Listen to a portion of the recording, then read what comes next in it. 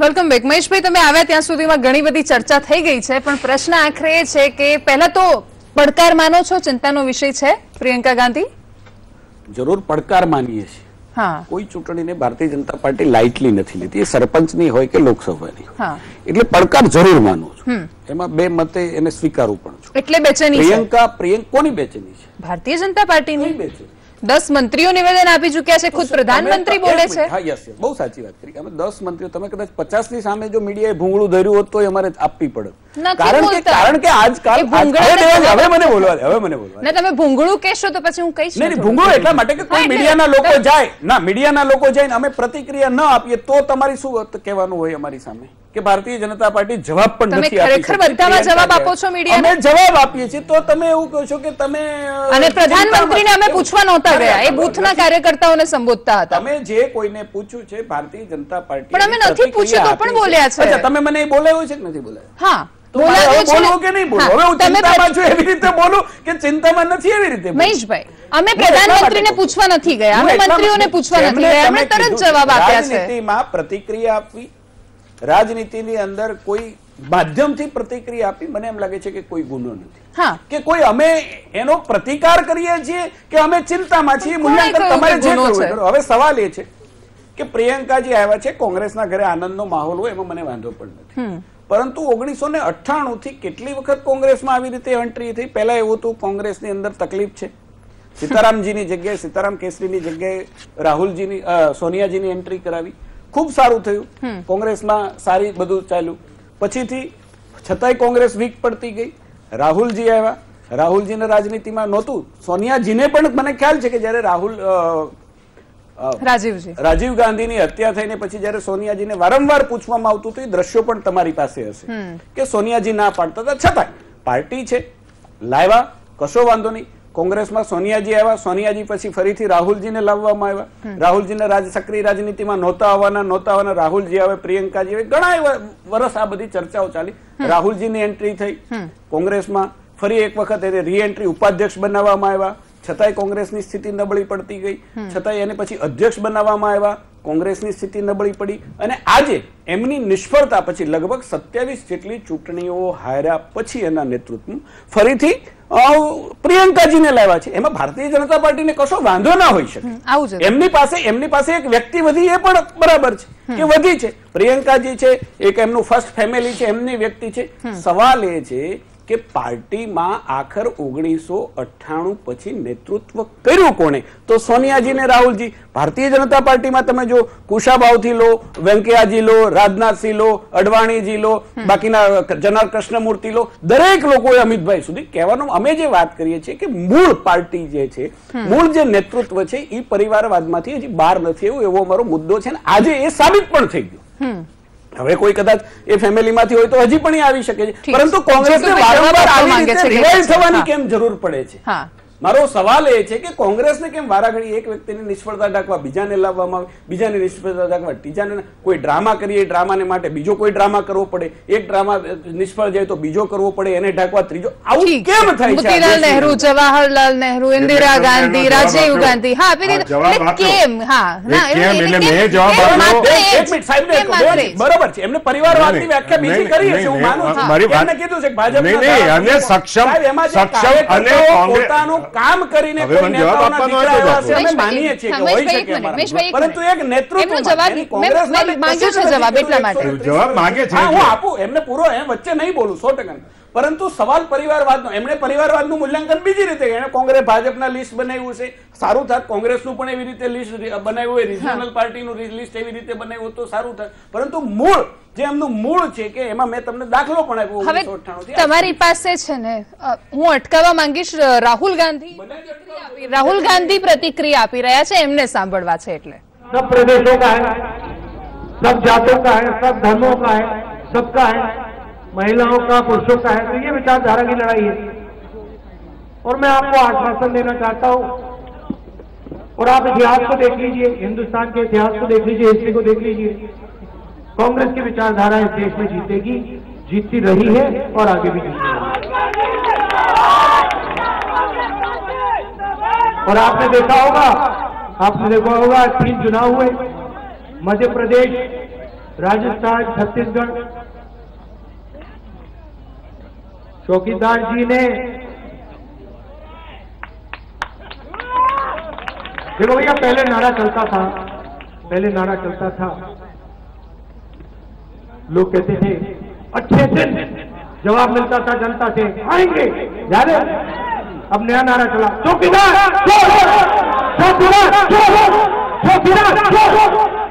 क्यों? ये क्या हुआ 4 साल में कि भैया अच्छे दिन आएंगे, चौकीदार चोर है।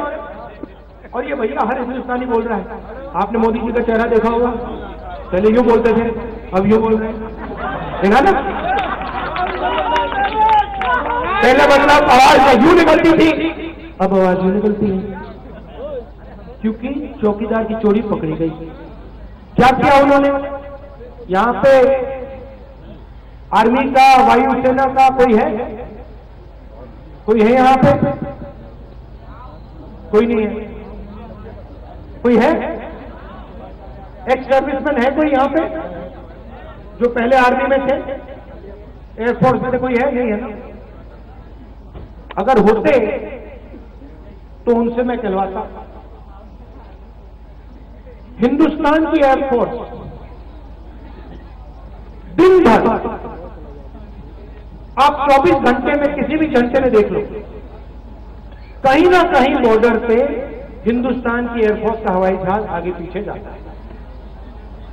गोरखपुर से उठते हैं, राजस्थान, अलग अलग प्रदेश में एयरफोर्स हर रोज हवाई जहाज। જીતુભાઈ, શીખવાડી દીધું નાટક કરતા રાહુલ ગાંધીને? સત્ય બોલવું એ જો નાટક હોય તો પછી એ નાટક મંજૂર છે। રાજનીતિમાં માપદંડ સ્થાપી રહ્યા છે રાહુલ ગાંધી। આપને હું યાદ કરું કે મોદીજીએ તો શૂર્પણખા, કોંગ્રેસની વિધવા, આવા શબ્દો તો નથી વાપર્યા। કોંગ્રેસની વિધવા એવા શબ્દો તો નથી વાપર્યા। અલગ ના કહેશો। અને ચોકીદાર પોતે પોતાની રીતે સ્વીકારી લે તો એમાં કોઈ વાંધો ન હોઈ શકે। અને મારે એટલું જ કહેવું કે ચહેરે पे जो लाली है राफेल की दलाली है। આખા દેશમાં આ ચર્ચાનો સ્લોગન આપવા છે ને ઘણું સહેલું છે। નહીં, સ્લોગન કોર્ટમાં જઈને જવાબ આપો ને સાહેબ, કોર્ટમાં જઈને જવાબ આપો સાહેબ। બહુ જ આધાર છે, કયા સત્યના આધાર ક્યાં જતા રહે છે? એ આધાર ક્યાં જતા રહે છે જ્યારે કોર્ટ સવાલ કરે છે? દેવાંશી, મારે વચ્ચે ઇન્ટરપ્શન એટલા માટે કરવું છે કે જ્યારે એમણે વાત કરી રાફેલની, જીતુભાઈએ, હું જીતુભાઈનું ખૂબ સન્માન કરું છું। જીતુભાઈ, આપની પાર્ટી તો ખૂબ જૂની પાર્ટી છે અને ખૂબ દસ્તાવેજો માગે છે। જ્યારે પણ કોઈ આક્ષેપો આવે, કોઈ આવે ત્યારે પુરાવા માંગતી હોય છે। મને એમ લાગે છે કે દેવાંશી, આપને ખ્યાલ હશે કે જ્યારે દેશના જવાનોએ સર્જિકલ સ્ટ્રાઇક કરી અને એનું સ્ટેટમેન્ટ જ્યારે સૈન્યના વડાએ આપ્યું ત્યારે દસ્તાવેજો માંગ્યા છે, પુરાવાઓ માંગ્યા છે। એ પછી જ્યારે જેએનયુ ની અંદર દેશ વિભાજન માટે નારા લાગ્યા છે, આપે એમને ત્યાં કોઈ પ્રોત્સાહન આપવા આપણી પાર્ટીમાં ગયું હતું, આપે એમના પણ દસ્તાવેજો માંગ્યા છે કે કોણ બોલ્યું છે। તો શાના માટે ભારતીય જનતા પાર્ટી, દેશનું ન્યાયતંત્ર, સંસદ જ્યારે રફેલના પુરાવા માંગે છે ત્યારે કેમ નથી કહેતા અને જુઠ્ઠા આખા દેશને જુઠ્ઠા માર્ગે લઈ જવો છે? આનો જવાબ આપવો પડે। આ બધી નિષ્ફળતાઓ, આ નિષ્ફળતાઓ એની મજબૂરીઓ છે। જવાબ સાંભળો, જવાબ આપી દીધો, જવાબ આપી દો ભાઈ। એટલી બધી ઉતાવળ ન કરો, તમે તો લાભ બોલો। અરે બોલી લો, ચાલો બોલી લો તો આપણો અનેરો ઉત્સાહ છે।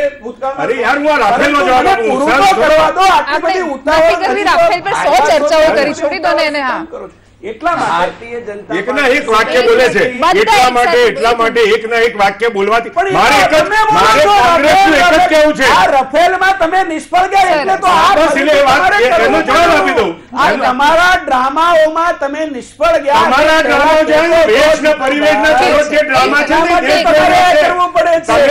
હવે મારે રાફેલનો જવાબ આપવાનો, મારે રાફેલનો એક જ જવાબ આપવાનો છે કે સુપ્રીમ કોર્ટની અંદર સીએજીનો રિપોર્ટ એ વિરોધ પક્ષના નેતાને બતાવ્યો છે, એવું કોઈનું, પરંતુ અત્યારની આ ભારતીય જનતા પાર્ટીની મોદી સાહેબની સરકાર હતી,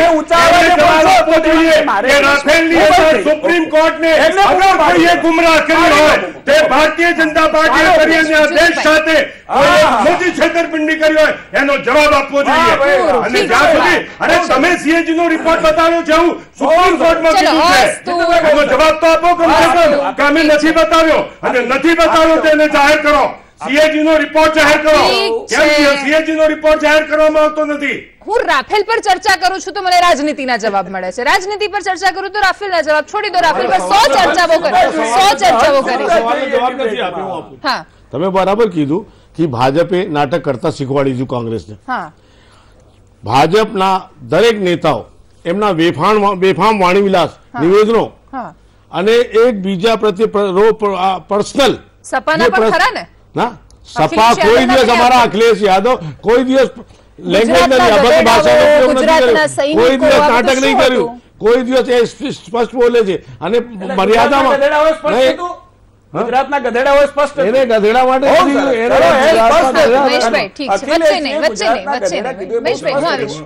ગુજરાતના ગધેડાઓ એની વાત કરી એમને. તમે અત્યારે એ વાત કરો ગુજરાત તમારો નિવેદન તમારો ભાજપને કહેવાના છો. તમારા કાલે એક મહિલા માયાવતી માટે કેટલું ખરાબ શબ્દ બોલ્યા, અભદ્ર ભાષા. અખિલેશ યાદવ કોઈ અભદ્ર ભાષા નહીં. તમે ગુજરાતના ઇન્ડસ્ટ્રીયલિસ્ટો માટે શું કહ્યું તું મને ખ્યાલ છે અખિલેશ. એટલે આ બધું તમારી ભાષાની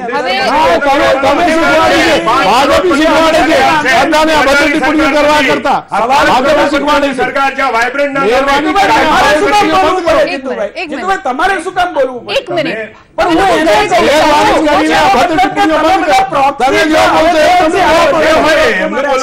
સાબિત થઈ ગયું પહેલા થઈ ગયું છે. સાબિત એટલા માટે નથી થયું કે ભારતીય જનતા પાર્ટી અને કોંગ્રેસ દેશના લોકોને રાફેલ બતાવે છે, ભારતીય જનતા પાર્ટી બોફોર્સ બતાવે છે, કોંગ્રેસના લોકો ભારતીય જનતા પાર્ટીના પરિવારવાદની વાત કરે છે, કોંગ્રેસના લોકો ભારતીય જનતા પાર્ટીના લોકો કોંગ્રેસના પરિવારવાદની વાત કરે છે. પણ દેશની જે સ્થિતિ છે, આઝાદીના 70 વર્ષથી પણ દેશની સ્થિતિ ઉપર ભારતીય જનતા પાર્ટી કે કોંગ્રેસ એક પણ વાત કરવા તૈયાર નથી. આજે દેશની અંદર જે ગરીબોની સ્થિતિ છે, જે મધ્યમ વર્ગની જે સ્થિતિ છે, ભત્રીજો કોનો આવે છે?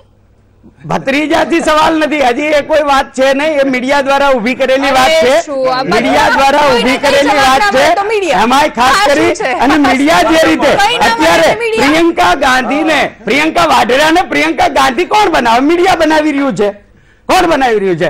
તમે મીડિયા ડેવલપ કરે છે. કયા નેતાને દેશમાં કોને ડેવલપ કરવો એ મીડિયા કામ કરી રહી છે. સરસ, બહુ સરસ. આ બહુ આસાન છે, ખબર છેલ્લે કઈ જવાબ ના મળે એટલે મીડિયાએ આ કર્યું. દેશની સ્થિતિ ઉપર ક્યારે ડિબેટ નથી થતી. મીડિયાએ ડિબેટ નહીં જે થવી જોઈએ. રાફેલ અને બોફોર્સ. એક સજેશન, દરરોજ 8 થી 9 વાર પલટવાર જોવાનું રાખો, ખબર પડી જશે. જોઈએ જ છીએ. હા, એટલે ખબર પડી જશે કે કયા મુદ્દાઓ પર ચર્ચા થાય છે. જે રીતે ભારતીય જનતા પાર્ટીની સરકારમાં એમ કે ઉદ્યોગપતિઓના જે એનપીએ માફ કરવામાં આવ્યા, કયા મીડિયાએ ડિબેટ કરી છે? કોને ચર્ચામાં લાવ્યા છે? કયાના એનપીએ ના માફ કરવામાં આવ્યા? મારે લિસ્ટ જોઈએ છે બસપા પાસે. અને નહીતર માયાવતીજી ઉપર જે ભ્રષ્ટાચાર જે તપાસ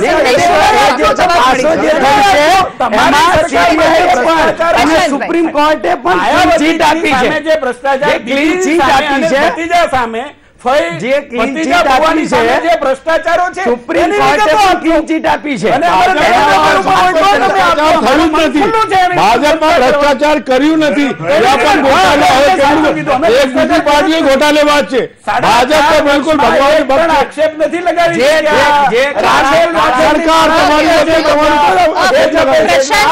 પ્રશાંતભાઈ પાસે જવું છે. પ્રશાંતભાઈ, અત્યારે ડિબેટમાં આવી રહી છું. ડિબેટમાં જે પરિસ્થિતિ છે ને કે 3 એક બાજુ ભારતીય જનતા પાર્ટી, એક બાજુ યુપીમાં પણ આ થવાનું.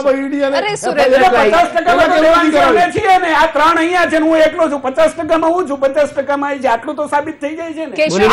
યુપીમાં છે. હા, બોલી લીધું. અરે હોય પ્રશાંતભાઈ, બોલો તમને. પ્રશાંતભાઈ, ઇન્ટરનેશનલ લેવલે છે ને એક ફેસ્ટિવલ થાય, મડ ફેસ્ટિવલ, કીચડ ઉછાળવાનો. એકબીજા ઉપર આમ કીચડ ઉછાળે, એક દિવસ માટે એ લોકો રેસ્ટ લે. એટલે મને એવું લાગે છે કીચડ એ મહોત્સવ જે છે ને એને ભારતમાં રાષ્ટ્રીય તહેવાર જાહેર કરી દેવો જોઈએ. જે રીતે રાજનીતિનું સ્તર ઘટતું જાય છે, હમણાં આપણે બી કીધું આપણા નાટક શીખી ગયા રાહુલ ગાંધી, મોદી સાહેબ તો કરે જ છે. એટલે કીચડ મહોત્સવને આપણે રાષ્ટ્રીય તહેવાર જાહેર કરી દેવો જોઈએ. રહ્યો સવાલ, આજનો મેઇન મુદ્દો હતો પ્રિયંકા ગાંધી થકી ભાજપમાં આવેલી ભીષ. હવે પ્રિયંકા ગાંધીનું ખરેખર એક એવું નેતૃત્વ છે કે એ લોકોને બી જોઈતું હતું, કોંગ્રેસ વાળા જ માંગતા હતા કે બહાર આવે તો સારી વાત છે, એના જેવું એક વ્યક્તિત્વ આમને પણ જોઈતું હતું. આપનો એક મહત્વનો સવાલ જે આપણે પૂછ્યો સપા બસપા અને એના પીએમ ના કેન્ડિડેટનું શું અને ભવિષ્યનું શું. હમણાં કલકત્તામાં પીએમ નું ઓડિશન સર્જાઈ ગયું બહુ મોટા પાયે, એટલું મોટું ઓડિશન થઈ ગયું, ત્યાં સ્ટેજ ઉપર લગભગ 20-25 કેન્ડિડેટ આવ્યા હતા. હવે એમાંથી આપણે જોવાનું એ ઓડિશન માંથી પાસ થાય છે કે પછી યુપી થઈને દિલ્હી પહોંચાડે વાયા યુપી કોણ પહોંચી શકે છે. પણ યુપી એક મેજર એક ફેક્ટર રહેશે પીએમ કેન્ડિડેટ નક્કી કરવા માટે. 80 બેઠકો છે ઉત્તર પ્રદેશમાં, બિહારમાં લગભગ 40 છે, એટલે 120 બેઠકો ભવિષ્ય તો નક્કી કરવાની છે.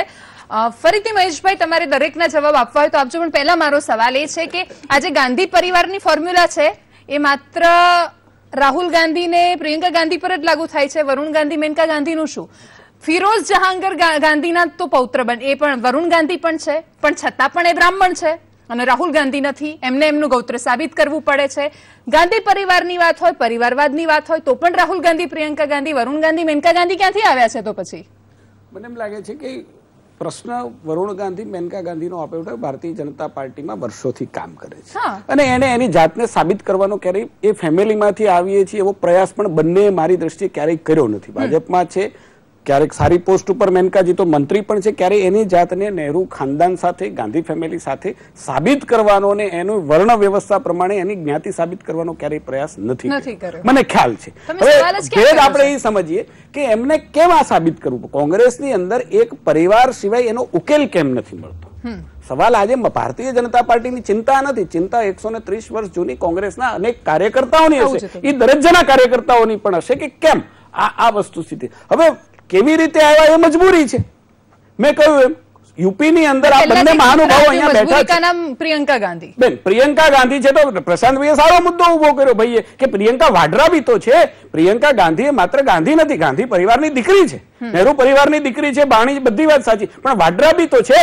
તો પોતાની પરિવારના કરતૂતોનો જવાબ મારે, દાખલા તરીકે હું રાજનીતિમાં હોઉં તો મારા પરિવારમાં કોઈએ કંઈ કર્યું હોય, મારા બ્રધરે કર્યું તો એનો જવાબ બી મારે તો આપવો પડશે. તો એમ માનું છું કે પ્રિયંકા ગાંધીએ પણ વાડરાનો જવાબ તો આપવો પડશે કે જે પ્રકારે રાજસ્થાનની અંદર જમીનના ગોટાળા કર્યા છે, જે પ્રકારે જમીનનું હસ્તાંતરણ ગેરકાયદેસર રીતે એમની સરકારમાં હરિયાણાની અંદર કર્યું છે, જવાબ તો એના પણ આપવા પડશે. સવાલ એ છે, સવાલ હું બોલી લઉં કે પછી એમને ઉતાવળ, એટલે એના પણ જવાબ આપવા પડશે. પ્રશ્ન એ છે કે ભારતીય જનતા પાર્ટીની સામે, જેમ એમણે કહ્યું કે વડાપ્રધાન, ભારતીય જનતા પાર્ટી પાસે એક પ્રધાનમંત્રીના ઉમેદવાર છે, એમના કામનો હિસાબ અમારી પાસે છે, લોકો એની મશ્કરી પણ કરશે, કરો, હમણાં રાહુલજીએ પણ કરી, એનો પણ વાંધો, પણ અમારી પાસે જે નેતૃત્વ છે, જે કર્તૃત્વ છે, કામો કરેલા છે, જે સિદ્ધાંત છે, એને આધારે અમે ચૂંટણી લડશું. સામે પક્ષે એને અટકાવવાની વાત છે, એની પાસે કોઈ નેશનલ એજન્ડા નથી. સવાલ દેવાંશીએ આવશે કે ઉત્તર પ્રદેશની અંદર કોંગ્રેસને ફાયદો થાય, સપાને ફાયદો થાય, ત્રણેય એનો ફાયદો એની જોડે લઈ, પરંતુ નેશનલ એજન્ડાના આધારે તો આ ચૂંટણી લડશે કે યુપીના એજન્ડાના આધારે ચૂંટણી લડાશે? ઠીક છે, હું જીતુભાઈનો જવાબ લઈશ, અશોકભાઈનો જવાબ લઈશ. હાલ નાનકડા વિરામ માટે રોકાવું પડશે. હાલ વિરામ માટે રોકાવું છું. વિરામ પછી કોંગ્રેસનો અને બસપાનો જવાબ લઈશું.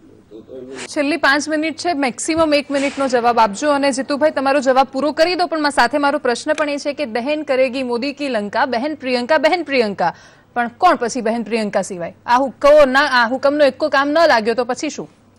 અરે આપને મેં બતાવી દીધું કે પ્રિયંકાજી આજે જોડાય એ પહેલા રાજસ્થાન, મધ્યપ્રદેશ, છત્તીસગઢ અને લોકસભાની સીટો કઈ રીતે કોંગ્રેસ જીતી છે આપને મેં સિલસિલો બનાવે અને હું દોહરાવા નથી માંગતો, પરંતુ મારે એમ કહેવું છે કે પરિવારની રાજનીતિમાં સામે પક્ષે તો 2 જ જણા રાજ કરે છે.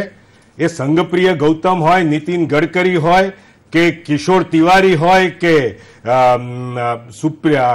સાવિત્રી દેવી ફૂલે હોય, નાના પટોળે હોય કે શત્રુઘ્ન સિંહા હોય, યશવંત સિંહાજી હોય કે અરુણ શૌરી હોય, આ બધા લોકોએ એમ કીધું છે કે ભારતીય જનતા પાર્ટી આ દેશને ખોટે રસ્તે જઈ રહી છે.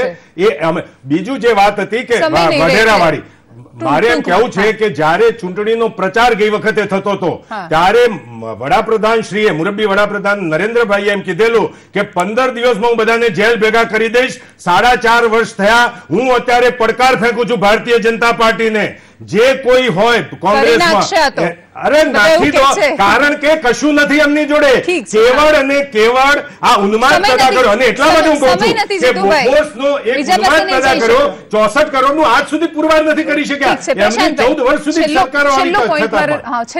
એટલે આ બધી વાતો રોકાવું તો પડશે. હા Prashantbhai, UP main factor 80 seat થી દિલ્હી જવાશે અને ઓવરઓલ 2019 જીતવા માટે 5 વર્ષમાં કરેલા હિસાબની જો આપણે વાત કરીએ, મોદી સાહેબે એવું કીધું હતું કે હિન્દુસ્તાનની ઇકોનોમી ફ્રેજાઇલ 5 થઈ ગઈ છે, અમે એને ફેબ્યુલસ 5 માં લઈ જઈશું. પણ ક્યાંક ને ક્યાંક આંકડાઓની માયાજાળમાં એ ફેક 5 થઈ ગઈ હોય એવું લાગે છે.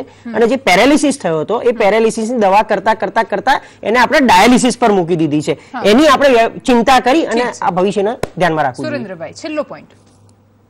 જે આ ભાજપની વાત કરો છો ના, તો ભાજપને કોઈ નથી. ભાજપ 5 વર્ષમાં જે મોદી સરકારે જે કામ કર્યું, 4.5 વર્ષ થઈ ગયા, એમાં પબ્લિક ત્રસ્ત છે.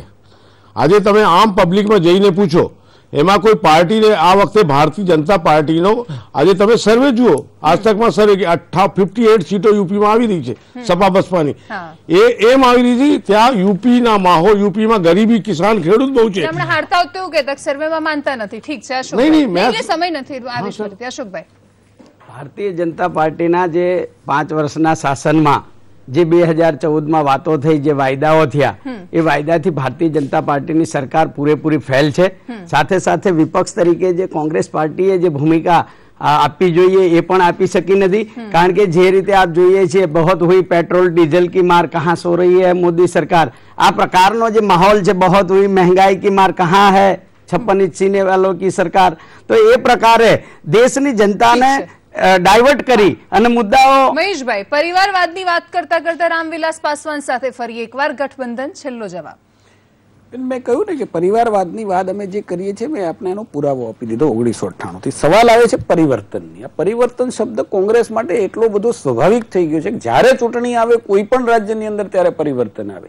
2012માં ગુજરાતની અંદર પણ પરિવર્તન કરતા હતા. કેવું પરિવર્તન થયું આપણે જોયું. 2017ની ચૂંટણી એટલે 2012-17ના મધ્ય ભાગથી જે પ્રકારે ગુજરાતની અંદર જ્ઞાતિ વચ્ચે લડાવવાની પરાકાષ્ઠા કરી, જે પ્રકારે ગુજરાતની અંદર કરી શક્યા, જે પ્રકારે આંધાધૂંધી કરી શક્યા, છતાંય 2017ની અંદર ભારતીય જનતા પાર્ટી 6ઠી વખત સત્તા ઉપર આવી.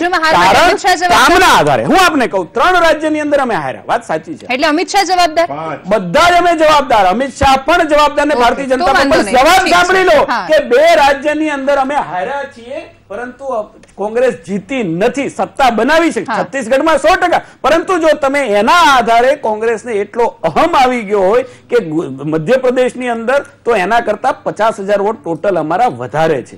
રાજસ્થાનની અંદર આ જ સ્થિતિ છે. છત્તીસગઢમાં નો ડાઉટ અમે જીત્યા છીએ, પરંતુ કોંગ્રેસને આટલું રિવાઇવલ 27 ચૂંટણી હાર્યા પછી આજે પ્રિયંકાબેનને લાવવાથી જ, એક વ્યક્તિને લાવવાથી ચૂંટણી જીતી શકાશે? તો શું નરેન્દ્ર મોદીની સરકારે આટલા બધા જે 4.5 વર્ષની આપની અનુમતિ હોય તો હું કામો બતાવું. ખૂબ આભાર અમારી સાથે જોડાવા. સપા માટે કામ નથી કર્યું, સપા માટે કામ નથી કર્યું, પણ દેશના ગરીબ લોકો માટે. તમે બોલતા હોય ને અચાનક માઇક લાગીને સારું.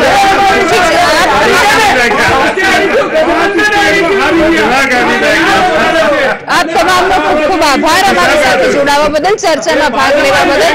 આખરી વાત તો એ જ છે કે ગમે તેવી રાજનીતિ થાય, રાજનીતિમાં ભાષાનું સ્તર જે આવી રહ્યું છે, રાહુલ ગાંધીની ભાષા હોય કે પછી પ્રધાનમંત્રીના હાવભાવ હોય, એ વાત તો બતાવે જ છે કે તમે સ્તર ક્યાં લઈ જઈ રહ્યા છો. રાજનીતિમાંથી નીતિ શબ્દ કાઢી નાખવો જોઈએ. નમસ્કાર.